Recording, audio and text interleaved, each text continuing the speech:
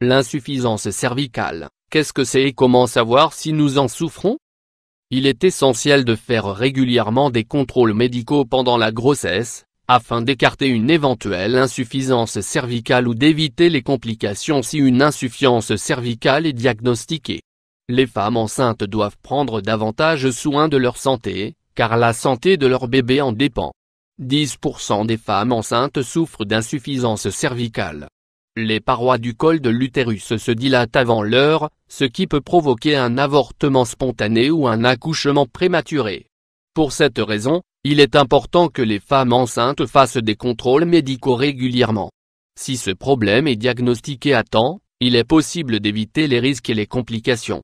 Cela vaut autant pour le bébé que pour la mère. L'insuffisance cervicale, qu'est-ce que c'est? L'insuffisance cervicale, aussi connue sous le nom d'incompétence cervicale, est un problème médical dont peuvent souffrir les femmes enceintes. Cette insuffisance correspond à l'incapacité du col de l'utérus à rester rigide, une condition indispensable pour maintenir la grossesse. Lorsque la grossesse se déroule normalement, le col de l'utérus s'affine lors de l'étape finale de la grossesse, afin de se préparer pour l'accouchement.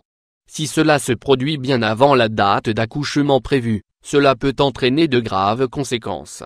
Le risque d'un avortement spontané ou d'un accouchement prématuré est élevé si le problème n'est pas traité à temps. Le col de l'utérus doit faire au moins 30 mm de long. Le risque d'avortement ou d'accouchement prématuré est inversement proportionnel à la longueur cervicale, moins de 25 mm, 18% de risque moins de 22 mm, 25% de risque inférieur à 15 mm, 50% de risque. Comment savoir si je souffre d'insuffisance cervicale? Les symptômes de l'insuffisance cervicale. Identifier les symptômes n'est pas chose facile, car les parois du col s'affinent et s'élargissent lentement sans saignement ni contraction. De plus, il n'existe pas de symptômes propres à ce problème de santé.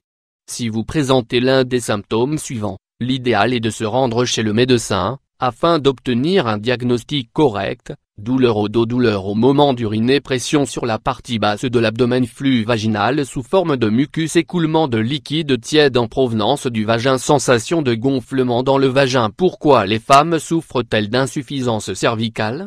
Toutes les femmes peuvent souffrir d'insuffisance cervicale. Dans la majorité des cas, la faiblesse du col de l'utérus est la conséquence d'un processus, tel que des dommages liés à la dilatation ou au curetage en cas d'avortement spontané ou d'induction, un accouchement compliqué ayant occasionné des dommages, l'exposition à certaines substances, telles que le diéthylstilbestrol, une malformation de naissance au niveau du col de l'utérus, un procédé chirurgical au niveau du col de l'utérus avant l'accouchement. Comment l'insuffisance cervicale est-elle diagnostiquée? Les femmes enceintes peuvent souffrir d'insuffisance cervicale. Malheureusement, l'insuffisance cervicale ne se détecte pas lors d'un contrôle de routine. Généralement, les médecins détectent ce problème au moment de l'avortement.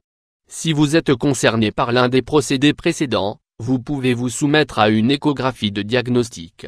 Vous pouvez également faire un examen du pelvis ou bien un examen d'ultrason, afin de mesurer la longueur du col de l'utérus ainsi que son ouverture. Suivez les recommandations de votre médecin. Les différents types de cerclage. Le cerclage est une technique pour soigner l'insuffisance cervicale. Généralement, l'insuffisance cervicale n'est traitée que s'il y a risque d'avortement. Pour traiter cette maladie, les médecins ont recours à la technique du cerclage. Cette technique simple et rapide consiste à placer une suture autour du col de l'utérus, afin d'éviter que le col se dilate. Une anesthésie locale est nécessaire. Le cerclage prophylactique. Les médecins ont recours à cette technique si l'historique médical de la patiente comporte plusieurs avortements ou accouchements prématurés en lien avec une insuffisance cervicale. Si c'est le cas, le médecin impose le cerclage entre la 13e et 16e semaine de la grossesse. Le cerclage thérapeutique. Cette technique s'applique sur des femmes qui ne remplissent pas les critères pour un cerclage prophylactique, mais dont le médecin suspecte une insuffisance cervicale suite à un événement particulier. La femme enceinte est alors soumise à un traitement à base de progestérone et à des contrôles réguliers via des échographies. Si à un moment donné le col de l'utérus mesure moins de 25 mm, les médecins posent un cerclage. Le cerclage d'urgence lorsque les membranes amniotiques sont visibles à cause de la dilatation du col de l'utérus. Le médecin pose un cerclage d'urgence après avoir écarté une éventuelle infection intra-amniotique. Le médecin retirera ensuite le cerclage au cours de la 37e ou 38e semaine de la grossesse. Les femmes qui portent un cerclage doivent réduire leur activité physique, notamment s'il s'agit d'un cerclage d'urgence ou d'un cerclage thérapeutique.